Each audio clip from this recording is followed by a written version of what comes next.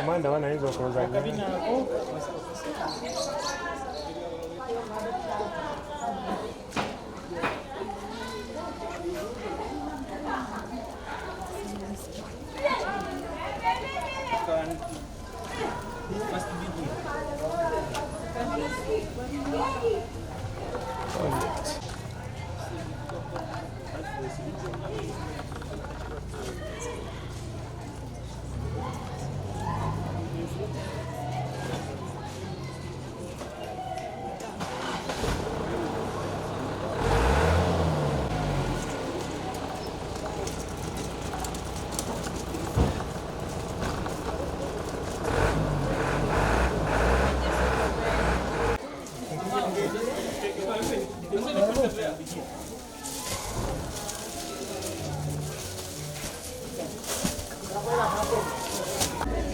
Elisa.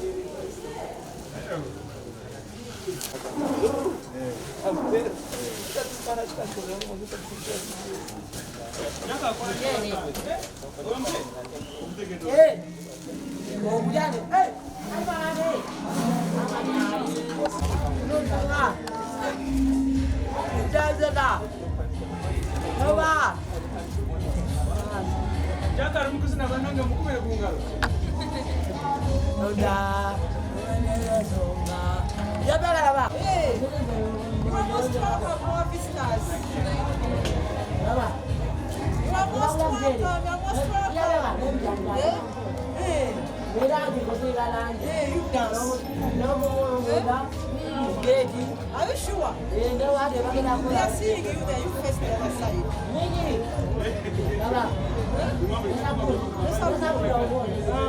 Okay, the pose. Very good.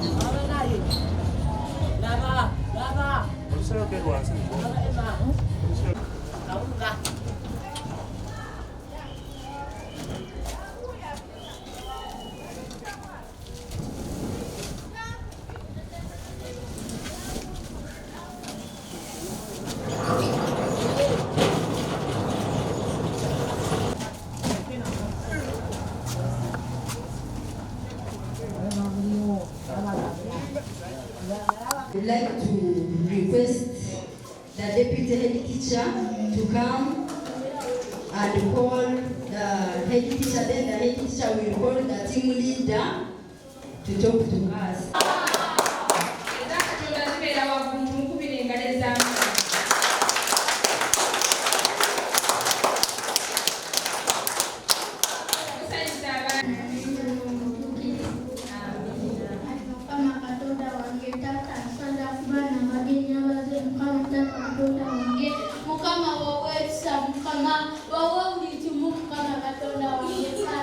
Babu dia bangga muka kita tahu nak. Ini orang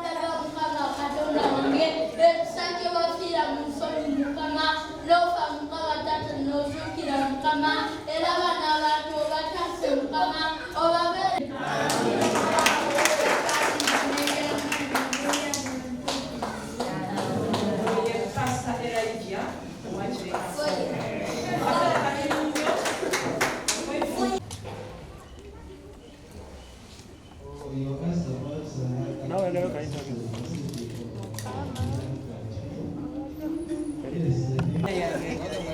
Mama, nayogera ku ddina.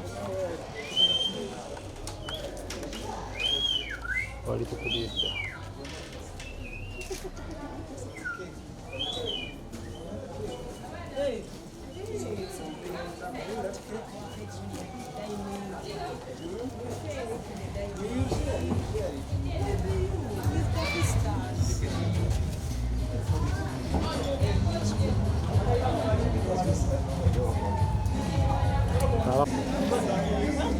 Don't let's stand over.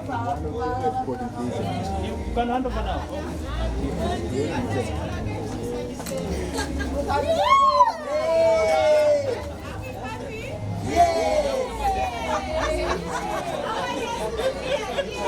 Thank you.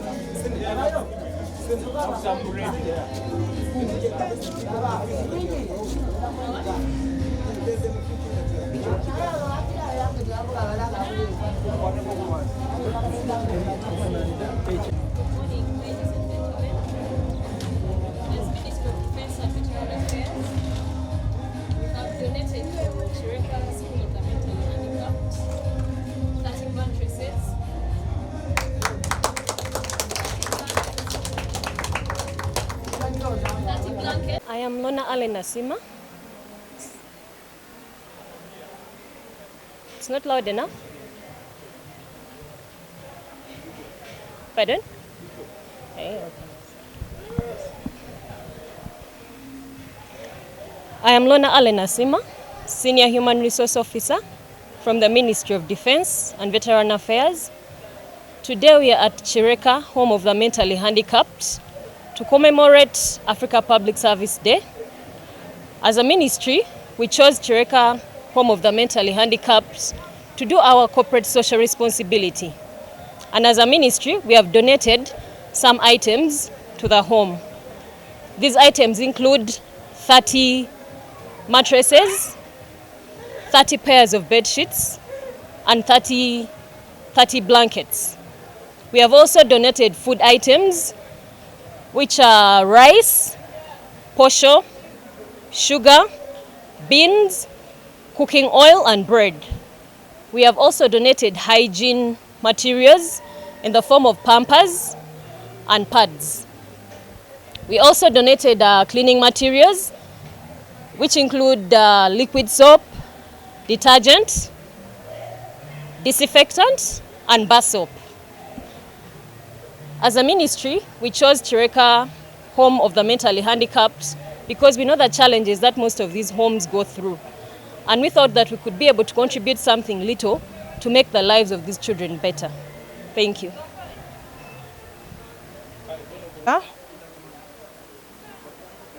Na Kwanda Rebecca, okuva wano mu Chireka home, head teacher Chireka home, children with special needs, oba Chireka home for the mentally handicapped. Ndi musanyufu nnyo olw'abagenyi ffe tufunye okuva Ministry of Defense and Internal Affairs. Tuli basanyufu nnyo ne batuleetedde bazo tukyalira bye batuwadde. Chireka home somero lya government liyambibwako government tufuna obuyambi okuva mu gavumenti tuli basanyufu gavumenti etuwa obuyambi naye obuyambi obwo tebutumala nga Kireka Home okusinzira ku mbeera z'abaana baffe betulina ku Kireka Home.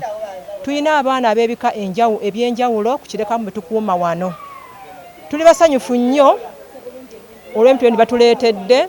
Kireka Home ssomero lino lyatandikawo mu 1982. Tusomesa abaana baffe ebintu eby'emikono nga bwe ngendo bibalaga bye bakola wano. Tubayigiriza okwefaako, kuyiga okwambala, tubayigiriza okubeera ne bannaabwe. Tukola emirimu mingi nnyo okulabirira abaana bano. Kireka Home tuyina embe gye tuyitamu etusoomoozebwa nga mu byokulya twere tuyina mmere. Nebaza nnyo CDF batuletedde emmere eno kubanga sitowe ebadde ekalidde.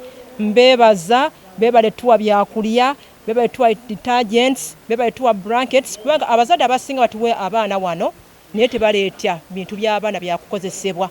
Twebaza nnyo emifaliso gye batuleetedde. Abaana bagenda kwatibasula ku mifaliso, batuwadde blankets, batuwadde amasuuka n'ebirala bingi nga mbiraba wano. Tuli basanyufu nnyo.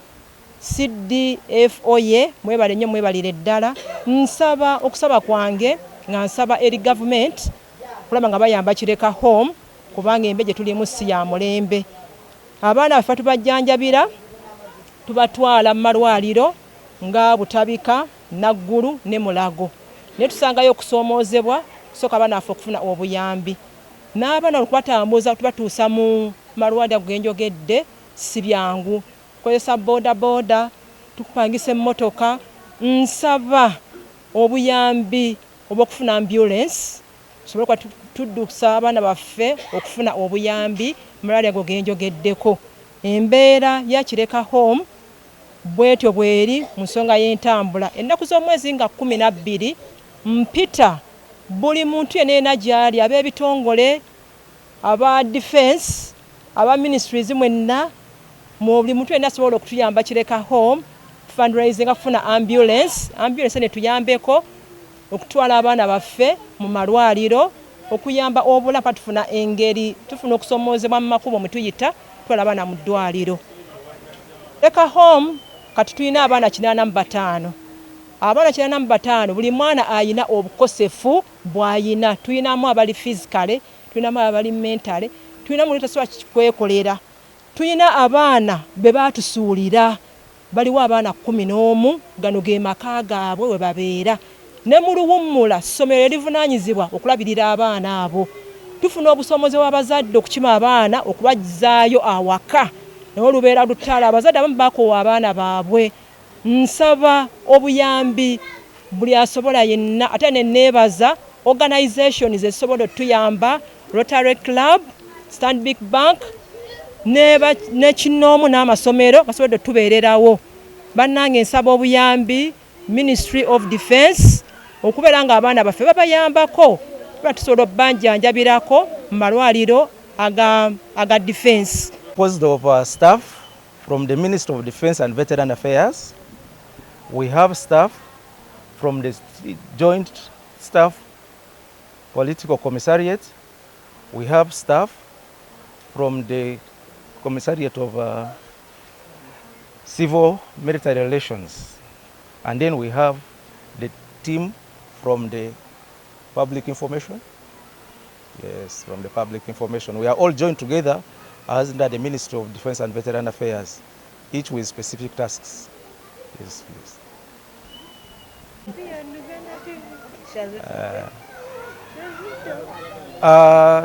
Basebo ne banyabo tuze wano ku lwa Ministry of Defence and Veteran Affairs okukwataganya ne bannaffe ab'essomero lino erya Kireka Home for the mentally handicapped. Tuli wano nga tukuza olunaku lwa Africa Public Service Day olwandibadde nga lukozibwa mu Ministry of Public Service, kyokka nga buli ministry erina okulukuza ku lwayo. Kale baba batusaba nti no tugezeeko okuyamba abantu betubeera nabo mu kitundu ekyo bwetuwangalira wamu. N'olwekyo nga ministry management yasazeewo neraba essomero lino kino lirina obwetaavu bw'okola ku bintu bino bye tubasobodde okuleeta ng'emmere, ebyokulya, ebyokwebaka, pads n'ebirala nga bwe twamaze dda okubyanjulira abakulu b'essomero. Tuzeeko ne departments ezimu wano eza ministry, tuzeeko ne department eza UPDF, tuzeeko ne department eza joint staff political commissariat, tuzeeko ne civil military relations, tuzeeko ne directorate of public information, ne tujjako ne press ya UPDF. Fena wamu nga bwe tukolagana wamu mu Ministry ya Defence and Veteran Affairs. Era ne bano batwaniriza bulungi, ne ba inspector ne tubalaba, ne school management ne tugiraba, era basigadde nga bakyatusaba obuyamba obulala, tugenda kubitwala ku bakama baffe tulabe bwe tusobola okwongera okubaira nga tubayamba. Mwebale nnyo.